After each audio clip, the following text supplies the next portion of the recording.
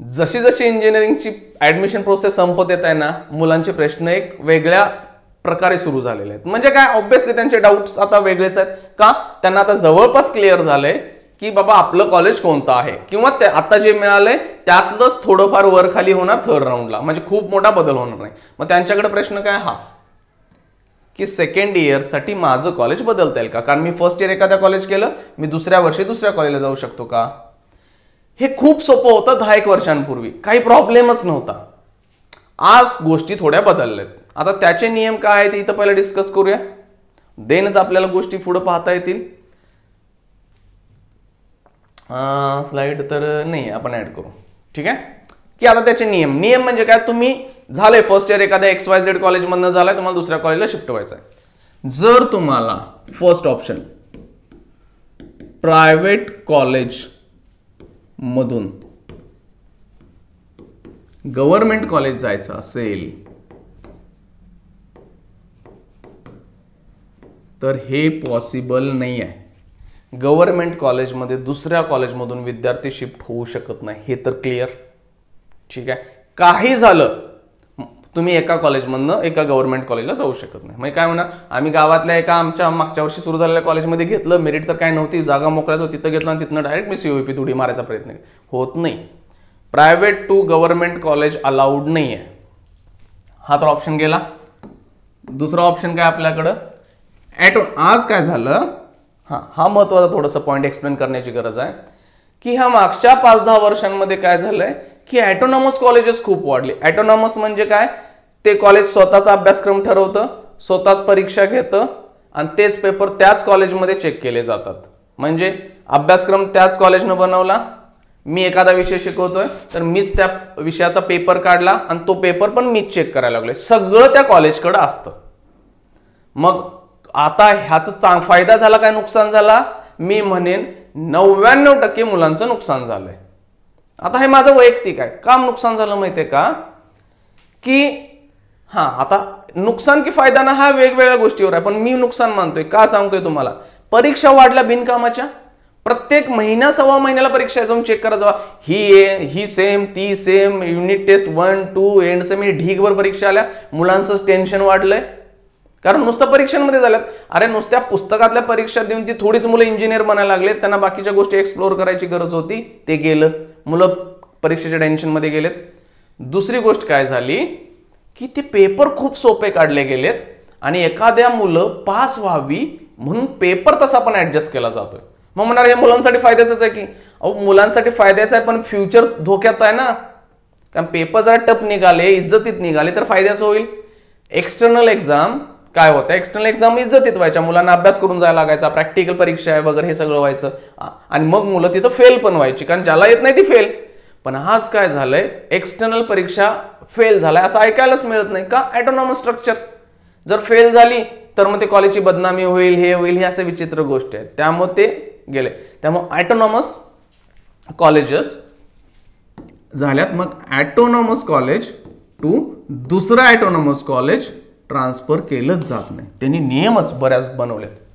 एका दुसऱ्या कॉलेजमध्ये काहीतरी पळवाट काढून केलेली ऐकलेत मी, एकच विद्यार्थी पाहिलाय मी की बाबा होतंय, पण सहसा ऑटोनॉमस कॉलेज काय म्हणतात, हा आमचा नियम आहे, ऑटोनॉमस टू दुसऱ्या ऑटोनॉमस जाता येत नाही. का जाता येत नाही, कारण ह्यांचा सिलेबस वेगळा, ह्यांचा सिलेबस फर्स्ट इयरचा वेगळा, काही अवघड विषय काढूनच टाकल्यात.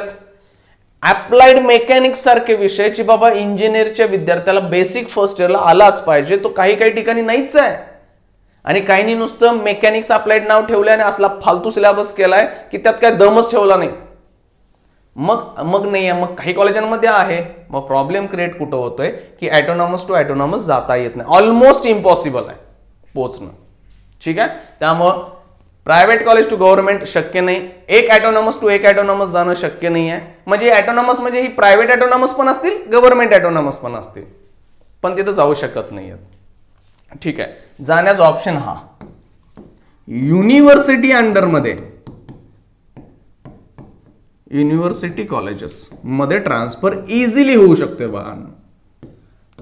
म्हणजे काय, आज ही पुण्यामध्ये, मुंबईमध्ये, पुणे युनिव्हर्सिटी, मुंबई युनिव्हर्सिटीमध्ये बरेच कॉलेजेस आहेत, त्या एक सेम युनिव्हर्सिटीच्या अंडरमधलं ऑटोनॉमस नाही आहे, अनएडेड कॉलेजेस आहेत बघा.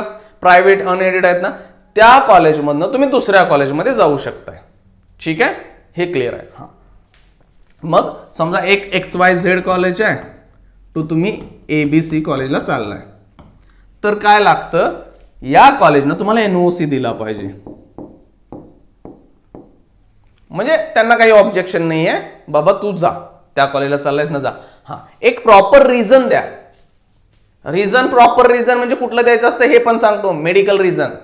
मेडिकल रिझन हे भारतात असं रिझन आहे की त्याला कोणीही ऑब्जेक्ट करत नाही की बाबा नाहीच आहे, प्रॉब्लेम नाहीच आहे. मेडिकल रिझन तुम्ही देऊ शकता. असलं नसलं ते तुमचं तुम्ही बघा. का तुम्हाला मी पळवाट सांगालोय, बदलायचे आहे, कॉलेज बदलायचं आहे. एका युनिव्हर्सिटीच्या कॉलेजमधून दुसऱ्या युनिव्हर्सिटीमध्ये चाललाय, भले ते सगळी प्रायव्हेटच कॉलेजेस आहेत. अनएडेड कॉलेज अंडर युनिव्हर्सिटी आहे, ते पण अंडर युनिव्हर्सिटी आहे. तुम्ही ह्या कॉलेजमधनं त्या कॉलेजमध्ये उडी मारू शकता, नो डाऊट. फक्त ह्या कॉलेजनं तयार झालं पाहिजे तुम्हाला सोडाय आणि दुसरं कॉलेज घ्यायला. घेणारं कॉलेज तयार असते, त्यांना काय फरक पडायला लागलाय, त्यांना एखादी सीट मिळायला लागले, त्यांना फी मिळायला लागले, आणि ह्यांना पण लय मोठं नुकसान नसतंय एक विद्यार्थी गेला म्हणून. का ते डायरेक्ट सेकंड इयरला नवीन विद्यार्थी भरणारच आहेत की, किंवा एका ब्रँचमधनं दुसऱ्या ब्रँचमध्ये इथं शिफ्ट होणारा पण असेल, किंवा म्हणणार हा सिव्हिलचाच विद्यार्थी असेल, तिथं कोण शिफ्ट व्हायला तयार नाही, त्यामुळे या कॉलेज सोडत नाही असं होत नाही. डायरेक्ट सेकंड इयरला ऍडमिशन भरतायत, कारण तिथं 10%च कोटा असल्यामुळे डिप्लोमाच्या मुलांना तिथं गर्दी आधीच त्यांना ऍडमिशन मिळत नाहीत, मग ती येऊन इथं उडी मारणार असतातच. त्यामुळं ह्या कॉलेजचं काय नुकसान नाही आहे, सेकंड इयरला भरते, ह्या कॉलेजला पण काय फरक पडत नाही, तो ऑटोमॅटिक आत येतोय.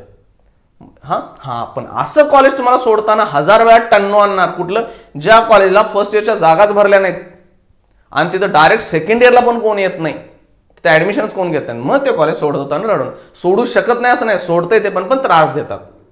पण असं आज मला नाही वाटत की डायरेक्ट सेकंड इयरला कॉलेजेस कुठे भरत नाहीत, कारण डायरेक्ट सेकंड इयरच्या मेरिटना 94-95% लागतात. थर्ड इयर डिप्लोमाला तेवढे पाडणं सोपं नाही आहे, 94-95.